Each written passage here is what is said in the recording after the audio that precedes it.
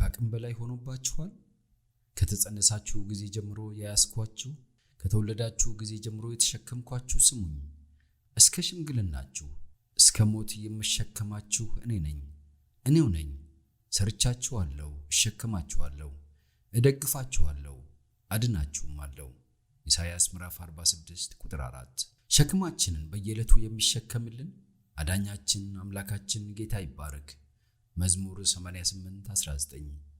በመከራዎቻችን ሁሉ ውስጥ ስናልፍ ፈጽሞ የማያሳፍረን አባት አለን።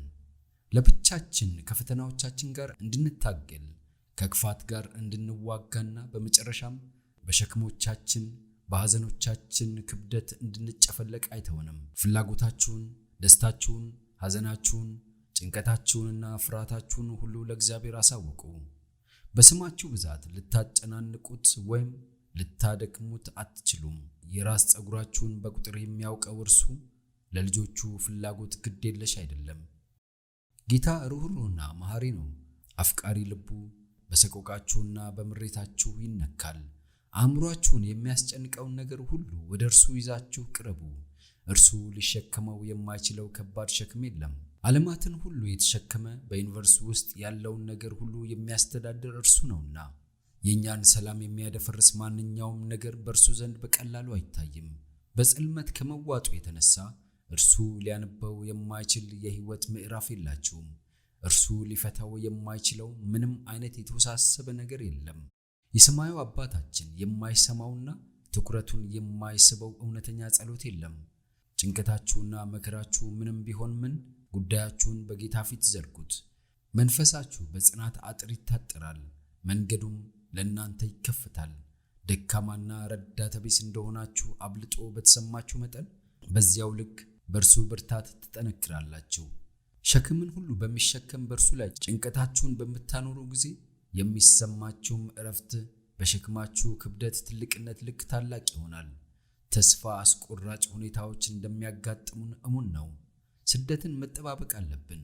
ነገር ግን ትልቅም ይሁን ትንሽ ሁሉንም ለእግዚአብሔር ማስረከብ ያስፈልጋል። እርሱ በምሬታችን ብዛት አይደናገርም፣ በሸክማችንም ክብደት አይዝልም። የእርሱ ጥበቃ ለእያንዳንዱ ቤተሰብ ይዘረጋል፣ ሁሉንም ሰው ይከባል። ስለ እያንዳንዱ ጉዳያችን ሰቆቃችን ግድ ይለዋል። እያንዳንዷን የእንባ ጠብታ ልብ ይላታል። በድካም ስሜቱ ይነካል። ስቃያችንና መከራዎቻችን ሁሉ ለኛ ያለውን የእርሱን የፍቅር ዓላማ ለማሳካት ተፈቅዶላቸው የመጡብን ናቸው። በየዕለቱ እንዲሁም በየሰዓቱ በኢየሱስ መታመን ያስፈልገናል። እርሱ የሚያስፈልገንን ብርታት ሊሰጠን ቃል ገብቶልናል። በእርሱ ጸጋ የወቅቱን ሸክሞቻችንን ሁሉ መሸከምና ግዴታዎቻችንንም መወጣት እንችላለን። ነገር ግን ብዙዎች የጎበጡት ስለ ወደፊቱ ችግር ከወዲሁ በማሰብና በመጨነቅ ነው። እነርሱም የነገ ሸክም ወደ ዛሬ ጎትተው ለማምጣት ብዙ ይጥራሉ። ከዚህም የተነሳ አብዛኛው የመከራቸው ክፍል ሐሳባዊ ነው። የነገን ጭንቀት ዛሬ ለመሸከም ደግሞ ጌታ ያዘጋጀው ምንም ኃይል የለም። እርሱ ቃል የገባው ለቀኑ የሚበቃ ጸጋ ለመስጠት ነው።